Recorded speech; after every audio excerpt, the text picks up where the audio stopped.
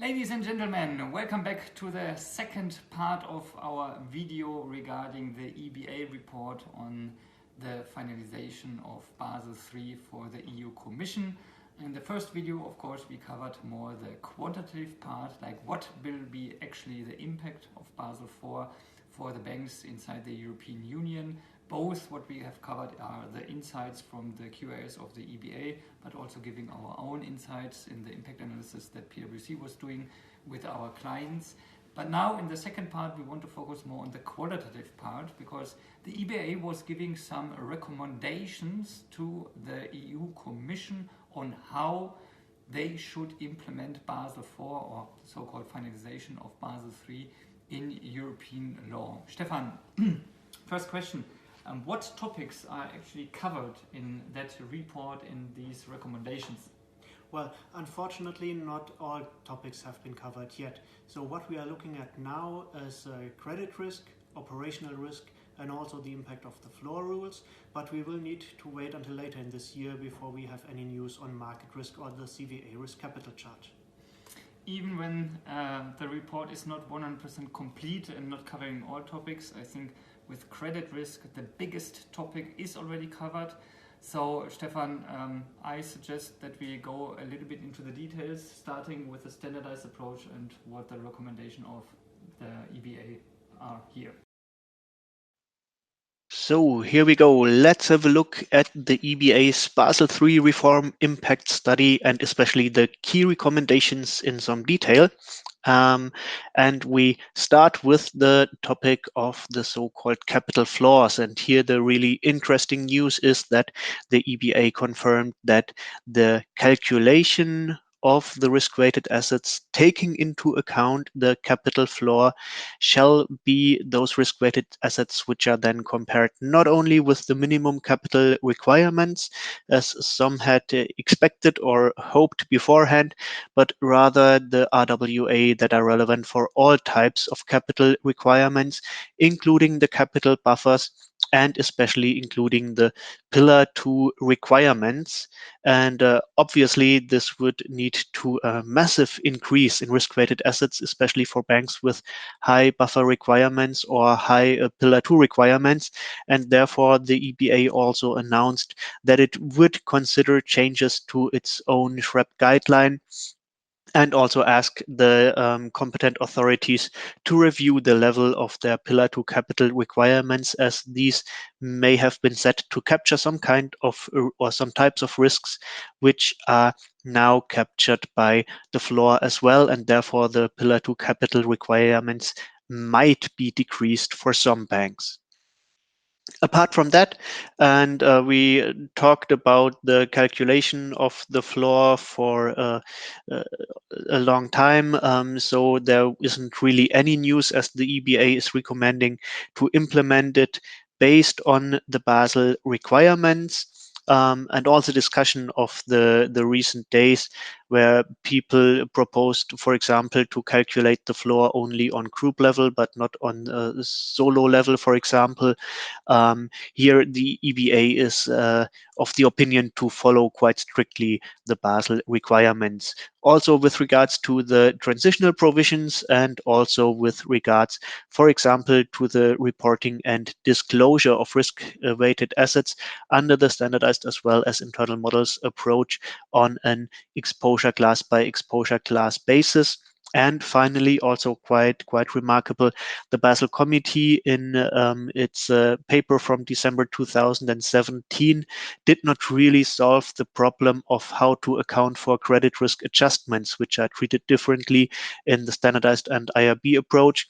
And therefore only remarked that it would monitor the future developments, and the EBA here is of the same opinion. So there is especially no adjustment to own funds to take account of the excess or shortfall of expected losses under the IRB approach, which may have necessitated changes to the own funds for the purposes of the floor calculation. So this is not coming, at least not right now.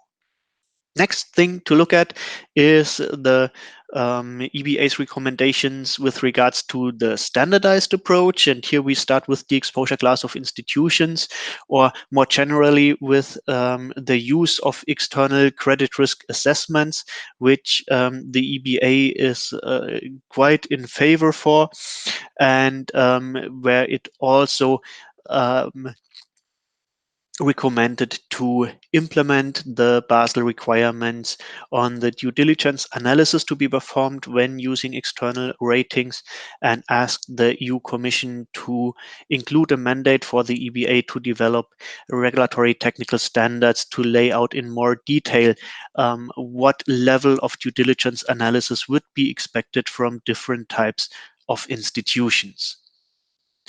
This is basically also true for the corporate exposure class, where the EBA also advocates to use external ratings with the due diligence analysis that follows from this decision. And where, and this is quite interesting, the EBA also proposes to take over the Basel Committee's treatment of small and medium enterprises, and therefore abandon the EU's own SME factor that has just been changed as part of the CRR2. Looking to the specialized lending exposure class, here, the EBA more or less takes over the Basel Committee's proposals, and therefore adds that the new EU supporting factor for infrastructure financing that was just introduced by CRR2 also be scrapped, as it is in some parts redundant to the Basel Committee's proposals for project financing. Looking to exposures secured by residential real estate. This is for sure one of the most important exposure classes, and also probably the exposure class with the most compelling new requirements from the Basel Committee. And here the EBA positions itself quite clearly in favor of the so-called loan splitting approach, and therefore proposes not to implement the LTV-based or whole loan approach within the EU, as the EBA is of the opinion that a loan splitting approach would reflect the risks of the exposures in a better and economically more valid way. This will probably be greeted by a lot of banks in Germany, which have been in favor of the loan splitting approach rather than the LTV approach in the past. Looking to income producing real estate, here the EBA made some clarifications which kinds of exposures shall be allocated to this sub-exposure class. So, for example, if you own less than 4 properties, you would not be allocated to this exposure class. And also the question of the income that is taken into account when looking on the ability to service a loan. Here are some clarifications in which cases financings would need to be allocated to the income producing real estate exposure class. There is nothing new with regards to ADC, land acquisition, development, and construction. We know from the Basel paper that a reduced risk weight of 100% may be used if certain conditions are fulfilled. And here the EBA is requesting once again a mandate to develop a regulatory technical standard to explain these requirements, like advanced sales or pre-letting contracts, in more detail.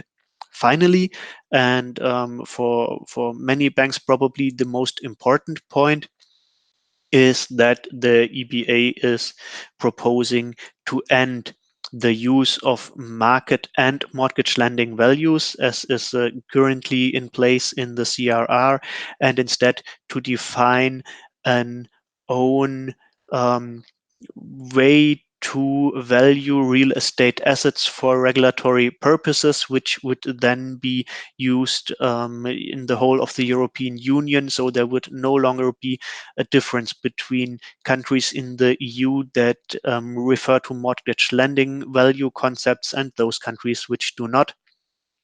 And this, I think, is something that many banks will certainly look at with favor, because this has really been a big drawback of current rules, that two different types of valuation concepts are being used in the banking regulation. Apart from that, the other CRR requirements, for example, for the monitoring or the adjustment of real estate values, shall remain more or less the same, as they are also in line with the proposals by the Basel Committee. And the same is more or less also true for commercial real estate. Once again, the EBA proposes to go for a loan splitting rather than a whole loan approach. And once again, there is the same remarks with regards to the valuation of real estate assets, and also with regards to income producing real estate, where the EBA, as with the residential real estate, favors the inclusion of a hard test. So looking at the realized values or the realized losses from selling of real estate in order to find out if the current risk weights are appropriate or not. Now, looking at the other exposure classes, here we have equity exposures and subordinated liabilities. Once again, the EBA is in favor of taking over the Basel Committee's proposals in the EU, especially using 250 and 400% risk weights for a number of positions. And the only exemption that the EBA is proposing, where it deviates from the Basel Committee's proposals, is the exemption that Basel had proposed for equity exposures entered into as a part of national support programs, where the EBA does not want to see any special rules for these types of exposures. With regards to the retail portfolio, the Basel Committee gave some guidance on when to consider portfolios as sufficiently granular. And here the EBA wants to have its own regulatory technical standard to give some further guideline on this. Apart from that, all the Basel rules are included in the EBA's proposal. So, for example, the reduced risk weight of 45% for so-called transactor positions. And finally, looking to the other items, here once again, the EBA is in favor of the Basel Committee proposals, as these are mostly in line with the current CRR. And apart from that, the EBA is taking up some minor issues that it had identified where the CRR is inconsistent, for example, in its treatment for leased assets under the standardized and IRB approach, and proposes to align this treatment. If one is tampering with the CRR text, one might as well correct these minor inconsistencies. Looking to further changes which are independent of specific exposure classes, first thing to look at are the off-balance sheet items. And here, once again, and no big surprise there, the EBA proposes to implement the Basel IV rules, which, according to the EBA, requires not only changes to the credit conversion factors, but more encompassing changes to the structure and the items listed in Annex 1 to the CRR, to make sure that all types of transactions are designated to the correct CCF factors in the future. Looking for credit risk mitigation, once again, apart from taking over the Basel Committee proposals, making the use of credit risk mitigation more simple for standardized approach banks, the EBA also refers to its report from March 2018, where the EBA had identified a couple of topics with regards to credit risk mitigation, where once again it seeks to clarify the existing rules or delete minor inconsistencies with regards to a couple of items.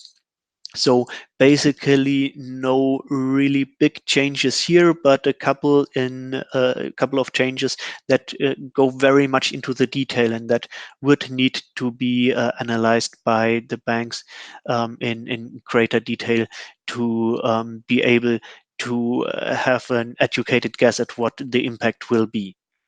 And finally, the so-called currency mismatches. So whenever there is an exposure to a natural person that is funded in a currency which is not the currency in which this borrower receives his income, then an additional multiplying factor of 1.5 would need to be applied unless those positions are sufficiently hedged against currency risks, and if a bank is not able to identify whether such a hedge is in place, then the multiplier should be used. So a very conservative treatment proposed here by the EBA.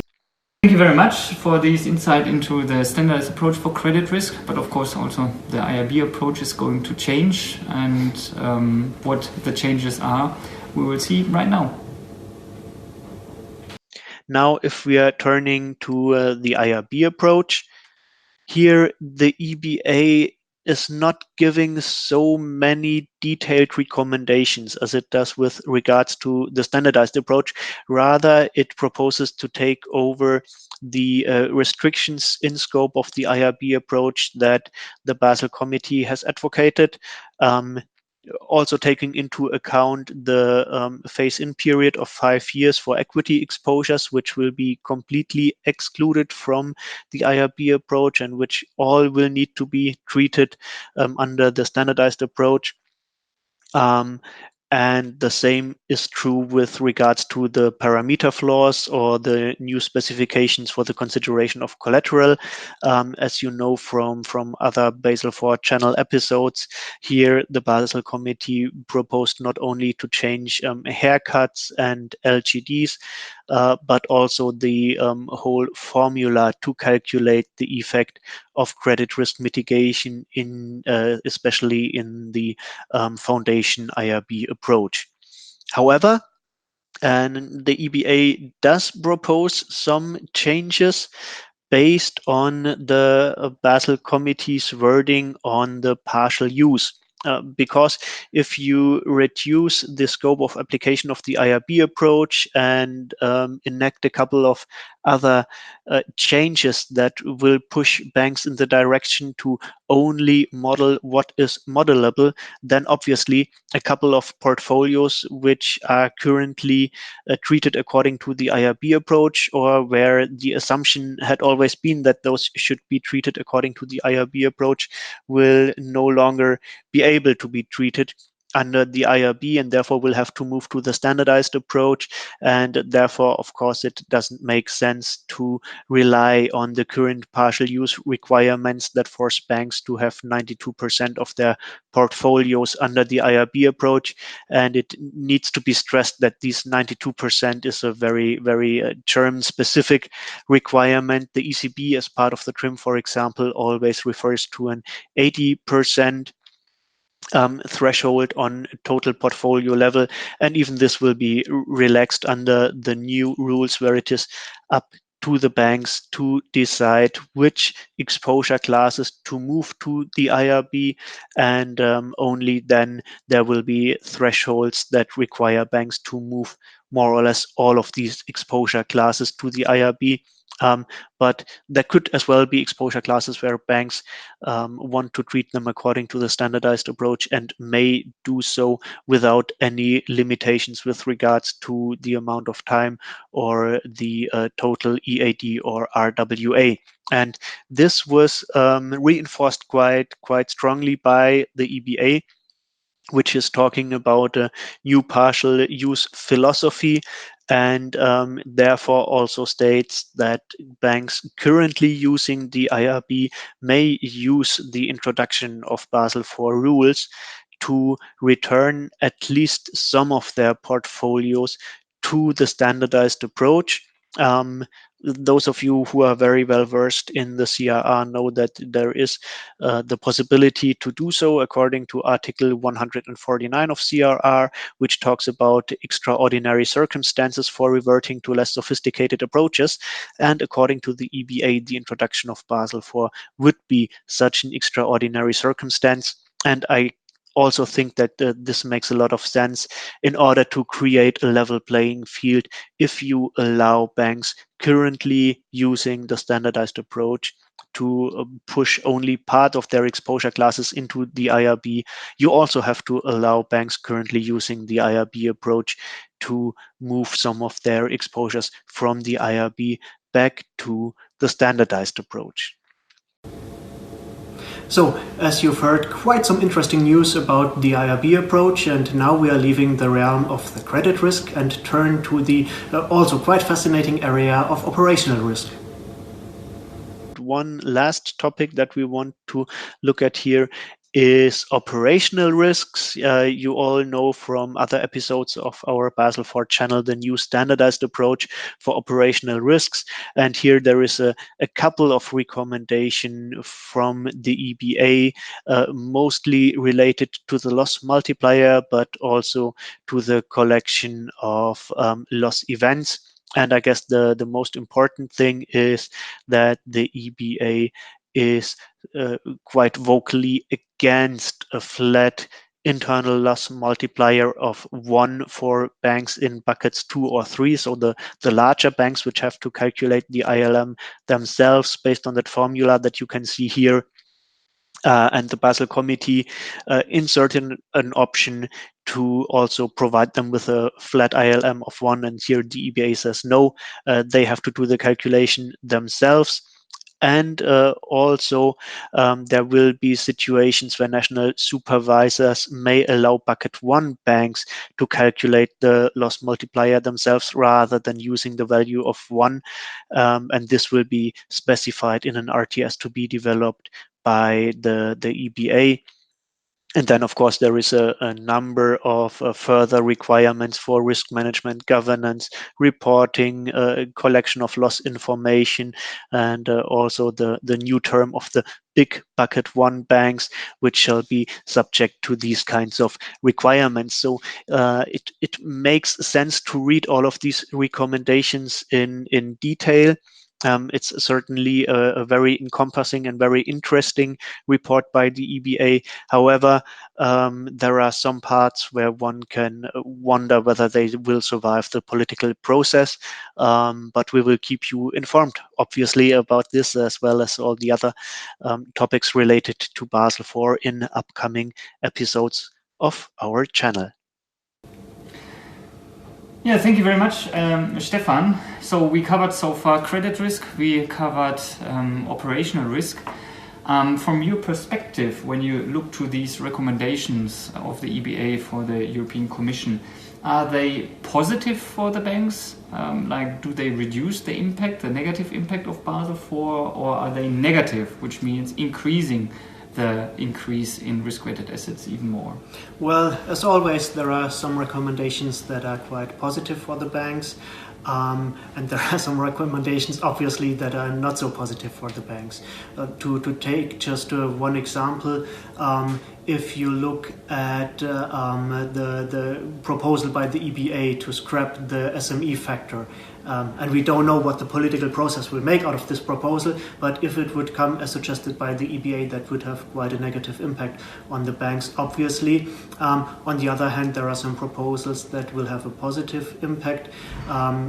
Also, to put just one example, to have a valuation for real estate collateral instead of using the existing mortgage lending value might be beneficial for most banks, at least here in Germany. So it cannot be really clearly said if the EBA's proposals taken together would be an advantage or a disadvantage for the banks.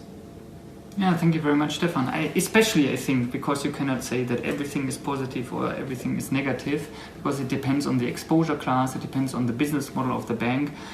We highly recommend to repeat the impact analysis if done so far, or the quantitative impact study, because all these proposals can have an additional negative or positive effect on your risk-weighted assets for the future. If you have any further questions regarding the EBA proposals on how to implement Basel IV, do not hesitate to contact us. And also, if you want to repeat your impact analysis, we updated our calculation tools already to the EBA recommendations, so it would be easy to do these calculations for your portfolios as well. I hope you enjoyed this session, both videos on the quantitative part, the first one, and the qualitative part in this video, and hope you join our next video again, and see you soon. Until then, bye bye. Thank you. Bye bye.